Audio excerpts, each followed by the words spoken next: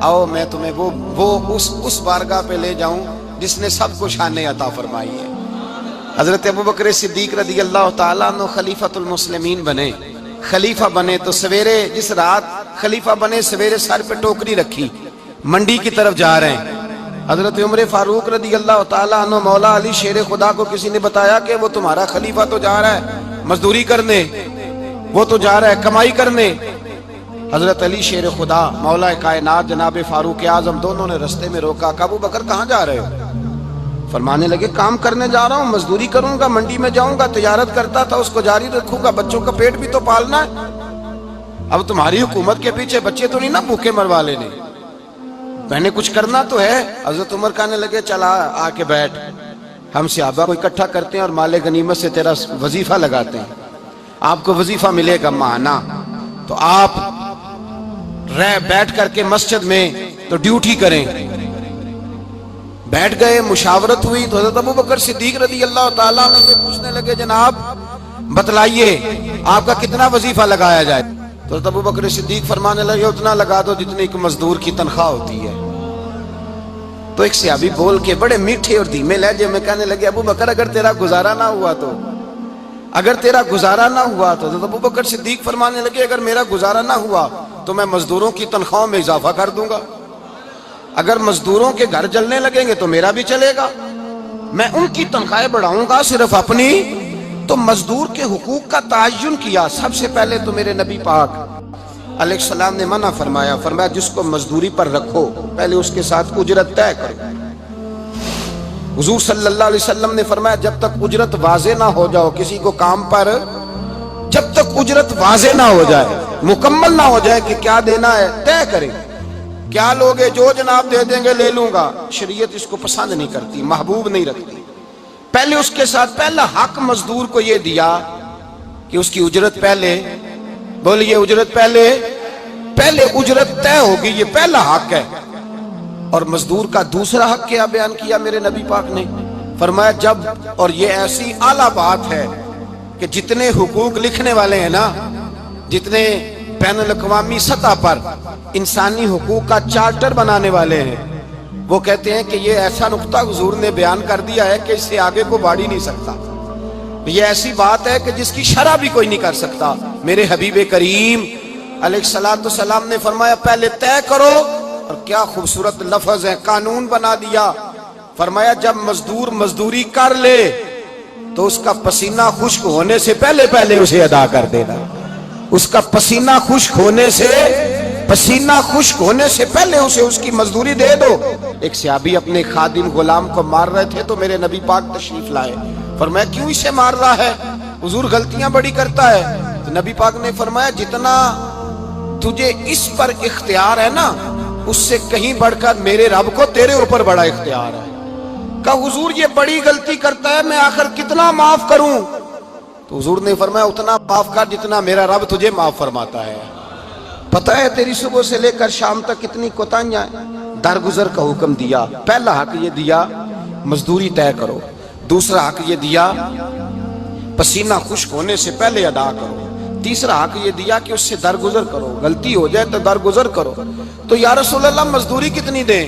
میرے نبی پاک بخاری مسلم حضور سید عالم صلی اللہ علیہ وسلم نے فرمایا مزدور کا حق بیان کیا نبی پاک نے، اور ایک بات ارشاد فرمائی تو اس کے اندر کئی پہلو، ایک حدیث میں کئی پہلو بیان فرمائے۔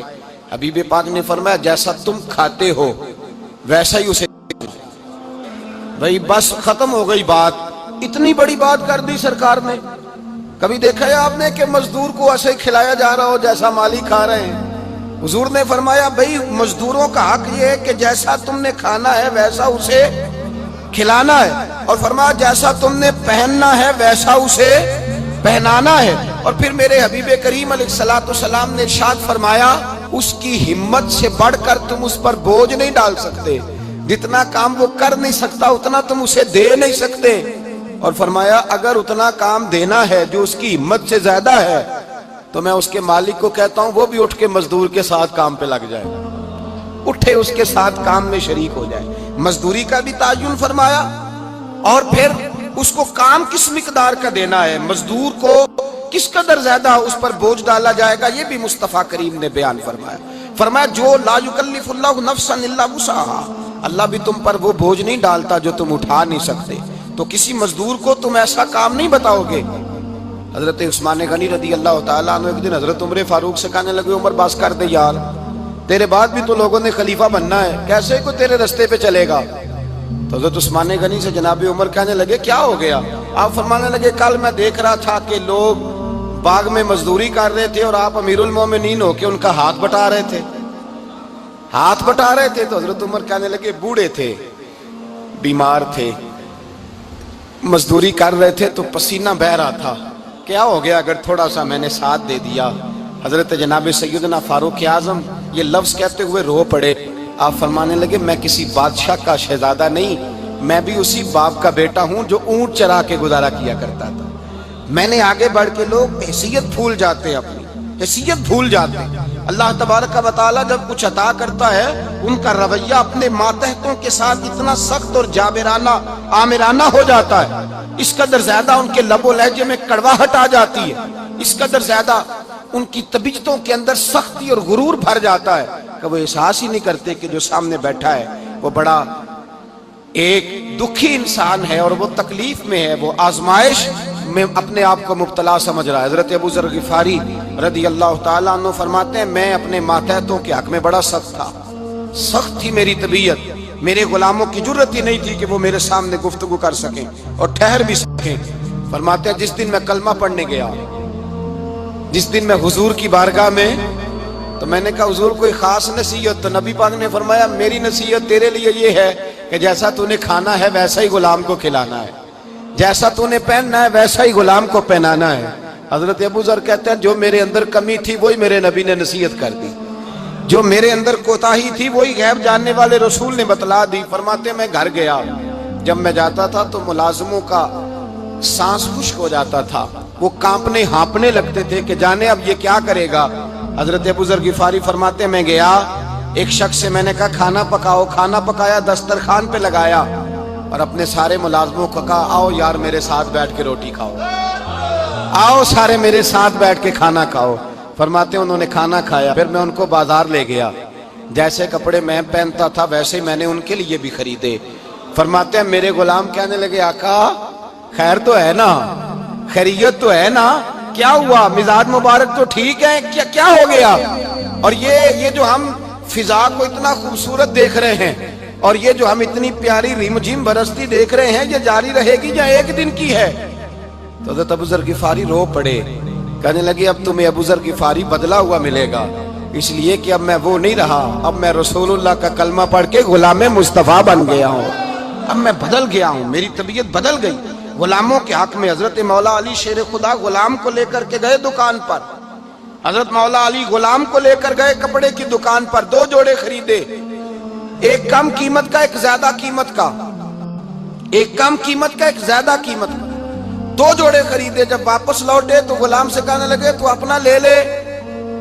غلام کو پتا تھا کہ اس زمانے میں ہوتا کیا تھا، اس نے کم قیمت کا جوڑا اٹھایا۔ حضرت علی فرمانے لگے عجیب آدمی ہے، یہ تو تیرا نہیں یہ تو میرا ہے۔ اس نے کہا حضور کس طرح سے؟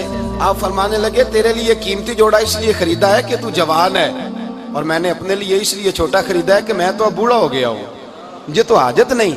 کہنے لگا حضور بوڑھے اور جوان کا مطلب نہیں، آپ علی ہیں، من کنت مولا فہذا علی، علی مولا، علی مولا، آپ چونکہ مولا علی ہیں اور آپ امیر المومنین ہیں، لہذا آپ نے تخت پر بیٹھنا ہے، آپ نے سلطنت کو چلانا ہے، آپ پہنیے۔